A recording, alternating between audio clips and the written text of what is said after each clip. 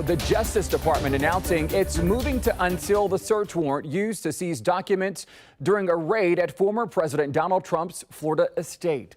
Skylar Henry is live in Washington, D.C. tonight with this breaking development. And Skylar, the former president, saying moments ago that he's cooperating with this investigation now. That's right, Andrew. Good to see you. And we're also learning just in the last few moments, essentially, that two sources confirming to CBS News that the Trump legal team has not seen the FBI affidavit supporting this warrant. Typically, an affidavit wouldn't be unsealed until much later in these proceedings. But we also know that the Justice Department is calling for this warrant to be unsealed. That coming from the Attorney General earlier today, while he also said that it was his personal decision to execute this search warrant down at Mar-a-Lago on Monday. Attorney General Merrick Garland says he personally approved the decision to carry out the search warrant at the Florida home of former President Donald Trump. The department filed the motion to make public the warrant and receipt in light of the former president's public confirmation of the search, the surrounding circumstances, and the substantial public interest in this matter.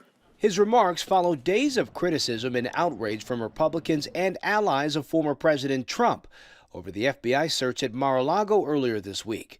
A new Morning Consult political poll shows 49% of registered voters approve of the FBI search, while 37% say they disapprove. Trump, can we have a word? Meanwhile, Mr. Trump maintained his innocence Wednesday, invoking the Fifth Amendment more than 440 times during a 4-hour deposition in New York, stemming from a civil investigation into his business dealings. Is it helpful or is it hurtful in terms of legal strategy? It is usually used not in a civil case like this one being brought by the New York Attorney General, but in a criminal case. And in a criminal case, generally, you invoke the Fifth Amendment not to testify at all. Legal pressure is mounting for others in Mr. Trump's orbit as well, as the former president himself faces criminal charges in New York and in Georgia. Peter Navarro, a one-time advisor to President Trump, was in a D.C. court Thursday following a contempt of Congress charge after he refused to cooperate with the House January 6th committee investigating the attack on the U.S. Capitol. Trump's former personal attorney, Rudy Giuliani, is due in front of a Georgia grand jury next week over his involvement in an alleged attempt to overturn the 2020 election.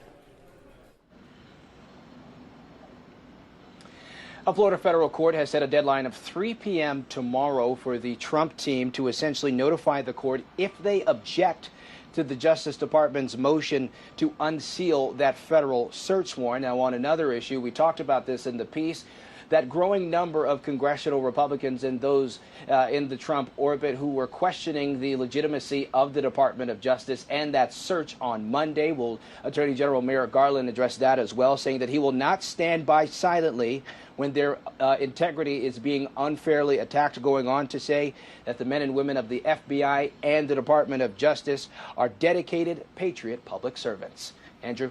Skylar Henry reporting live from Washington tonight. Skylar, thank you.